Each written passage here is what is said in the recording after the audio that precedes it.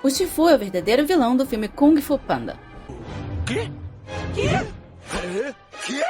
Você já deve ter escutado isso em algum momento da sua vida. Talvez num vídeo do YouTube, talvez num comentário do Twitter, talvez num almoço de família em que você só queria comer em paz e alguém resolveu que aquele era o momento ideal para desconstruir a sua infância. Desde que fizeram aquele vídeo explicando que o Daniel LaRusso era o verdadeiro vilão de Karate Kid, virou moda as pessoas revisitarem obras e procurarem um verdadeiro vilão que não fosse o apresentado pela narrativa. E olha, eu entendo o apelo. É divertido e contraintuitivo, rende discussão e aquela sensação gostosa de achar que você viu algo que ninguém mais viu. O problema é que na prática não é tão fácil assim você sair por aí elencando vilões à revelia sem que tenha algum tipo de sentido por detrás. Porque dessa maneira a pessoa não consegue absorver aquilo que a obra tem pra passar e passa a projetar nela discussões que ela não se propõe. Ou pior, distorce a própria linha da narrativa para tentar empregar a sua. E aí já viu, né? Começa aquele movimento em cascata. Thanos estava certo, os vilões são só vítimas da sociedade, quem matou a Odette Roitman é o verdadeiro herói, Alex o Leão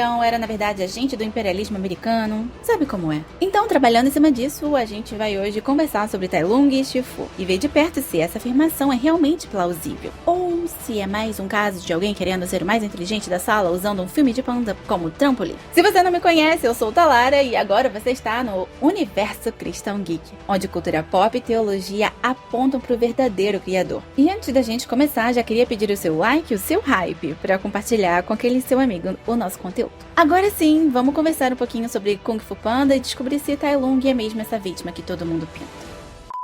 Espelho. Num sentido mais literal, um espelho é um objeto passivo. Ele não cria nada, não decide nada, ele apenas devolve ao olho aquilo que o olho trouxe até ele. Mas existe um uso do espelho que é muito mais perigoso do que o literal, e muito mais comum do que a gente admite. Que é quando uma pessoa olha para outra e enxerga nela um reflexo de si mesma, das próprias ambições, dos próprios sonhos não realizados, do próprio potencial que ela acredita ter tido ou ainda ter. E então começa conscientemente ou não a moldar essa outra pessoa a imagem daquilo que ela vê no reflexo. Não é do que a pessoa é, mas do que o espelho projeta. É exatamente isso que o mestre Shifu faz com Tai Lung em Kung Fu Panda. Só que o papo que circula por aí pega essa observação, que é legítima até, e vai longe demais com ela. A conclusão que muita gente tira é que Shifu criou o vilão, que a maldade de Tai Lung é responsabilidade do mestre, que se Shifu tivesse agido diferente, Tai Lung seria diferente. E eu acho que essa leitura, apesar de sedutora, comete um erro fundamental. Ela trata Tai Lung como se ele fosse apenas um espelho, passivo, sem agência, apenas devolvendo aquilo que Shifu projetou nele. E isso, além de ser filosoficamente problemático, é injusto com os dois. Para entender o erro de Shifu, primeiro a gente precisa entender quem ele era antes de Tai Lung aparecer na história. Shifu não é apresentado como um homem mau, nem como um mestre negligente, pelo contrário. Ele é dedicado, disciplinado, tecnicamente brilhante, mas existe uma coisa que o filme deixa subentendida e que é a chave de tudo. Shifu também era, à sua maneira, alguém em busca de validação. Ele era discípulo de Oogway e ele era mestre reverenciado, mas que vivia à sombra de uma sabedoria que ele ainda não havia verdadeiramente internalizado. Oogway via o mundo de uma forma que Shifu tentava compreender, mas ainda não conseguia viver. E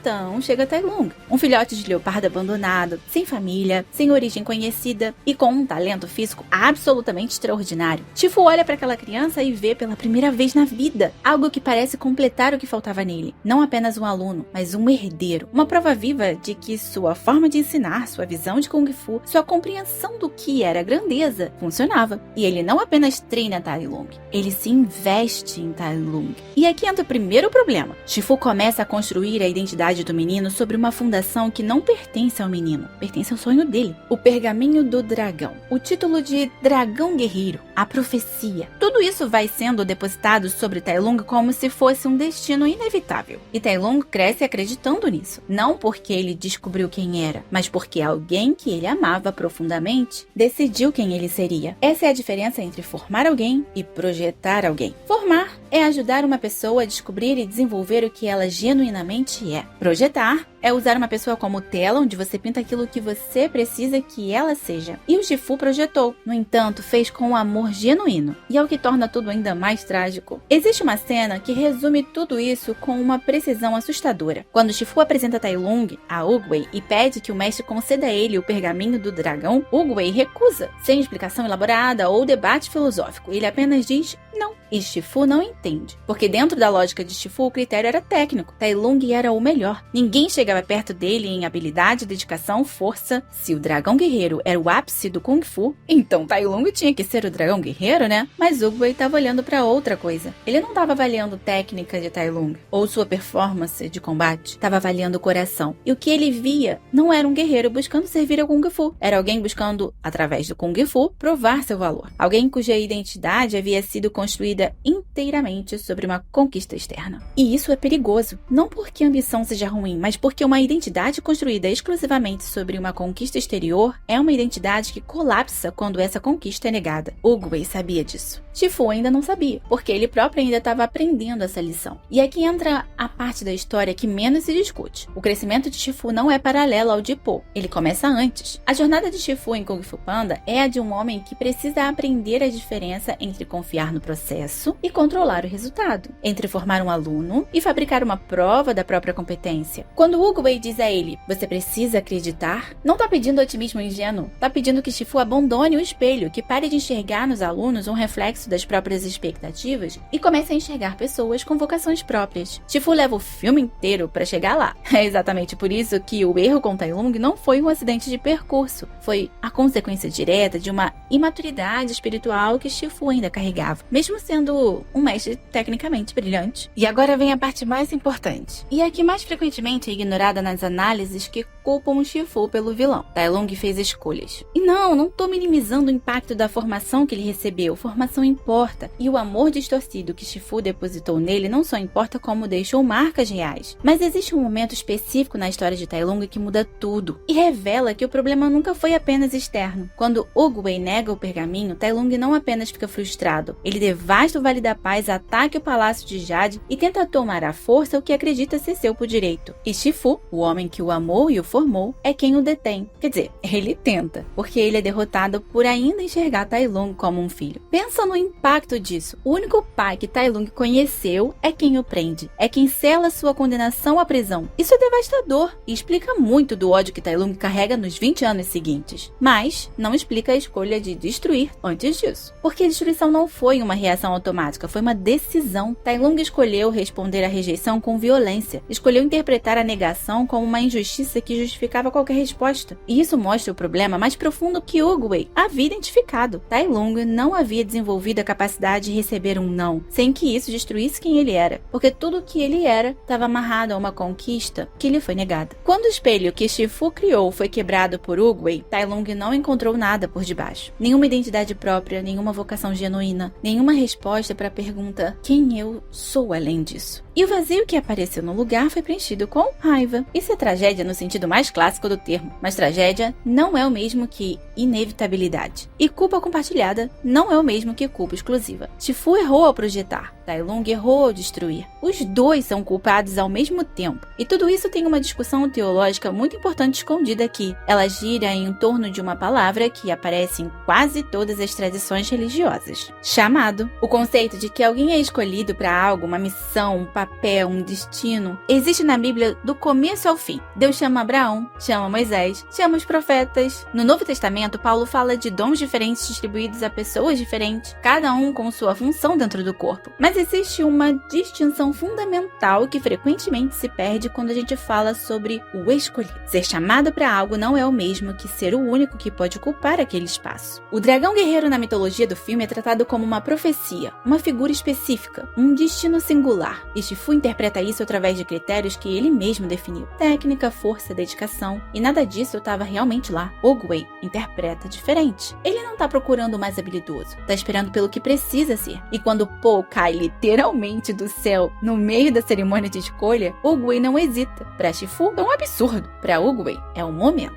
Isso não significa que Oogway estava operando em capricho. Significa que ele entendia que vocação não é uma competição com uma única vaga. É uma compatibilidade entre quem quem alguém genuinamente é e o que aquele papel genuinamente exige. Tai Lung poderia ter sido um guerreiro extraordinário, provavelmente o mais poderoso que o Vale já viu, mas o dragão guerreiro não precisava apenas de poder técnico, precisava de humildade, de abertura, da capacidade de receber sabedoria sem o filtro do ego. E Tai Lung, pelo processo que o formou, não tinha isso. Não porque era incapaz como pessoa, mas porque nunca havia sido ajudado a desenvolver isso. A formação inteira dele foi voltada para provar, nunca para receber. E aqui está um ponto teológico mais importante de toda essa discussão aqui. Não ser o escolhido para algo não é uma condenação, é uma informação sobre onde você genuinamente pertence. A Bíblia é cheia de personagens que tentaram ocupar papéis que não eram seus, e isso sempre termina em destruição. Saul tentando ser o tipo de rei que Davi era, os discípulos disputando quem seria o maior no reino, o filho mais velho na parábola do filho pródigo que passou a vida toda presente, mas nunca entendeu qual era o seu papel de verdade. Em todos esses casos, o problema não era a falta de capacidade, era uma identidade construída sobre uma posição em vez de vocação. Digamos que Tai Lung é a versão animada de Saul, tecnicamente superior, formalmente elegível, mas fundamentalmente desalinhado com o que o papel realmente exigia por dentro. Po não é escolhido apesar de quem ele é escolhido por causa de quem ele é, mesmo que nem ele nem Shifu entendam no início. A diferença entre a formação de Tai Lung e a formação de Po por Shifu é reveladora. Com Tai Lung, Shifu sabia exatamente onde queria chegar e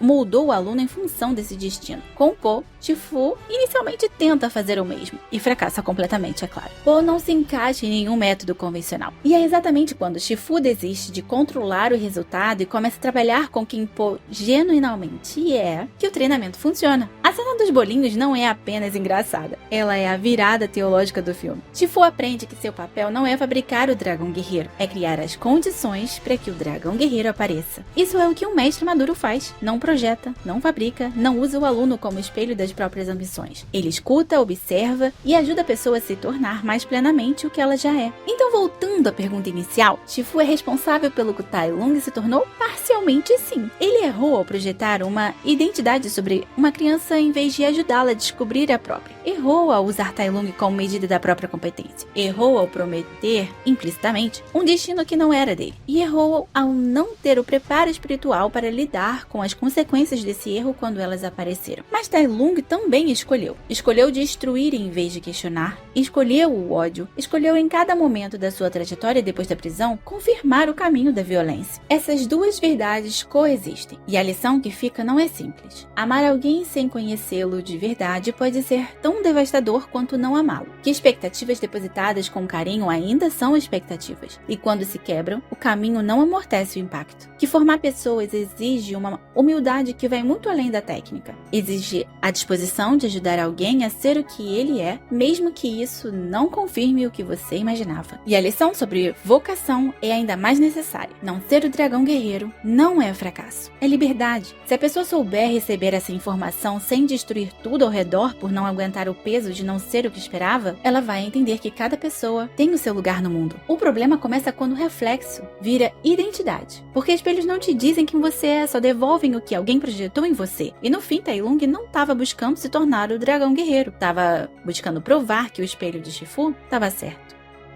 Olha só, então você ficou até aqui. Significa uma de duas coisas. Ou o conteúdo foi bom o suficiente para te segurar, ou você travou na aba e esqueceu de fechar. De qualquer forma, obrigada pela companhia. Se esse vídeo fez sentido para você, ou até se ele te irritou um pouco e você ficou aqui para ver onde que eu ia chegar, considere se inscrever no canal e ativar o sininho. Parece coisa pequena, mas para um canal independente é o que faz a diferença entre o algoritmo te mostrar o próximo vídeo e te recomendar a receita de bolo. E por falar em coisa pequena, que faz diferença, a gente tá com uma campanha na vaquinha para melhorar a produção aqui do canal. O Pix vai aparecer aqui na tela agora e também tá na descrição. Qualquer valor ajuda. E você vai ser citado em vídeo, que é basicamente a versão moderna de ter o nome numa placa de bronze. Vou falar nisso, um agradecimento mais do que especial para quem já tá nessa placa com a gente. Alice, Bernardo, Daniel Silveira, Marco, Maria, Matheus, Raquel, Vinícius e William. Vocês estão financiando Teologia com Cultura Pop. Isso é quase um ministério. Deus abençoe cada um de vocês grandemente. Eu vou ficando por aqui, galera. Até o próximo vídeo.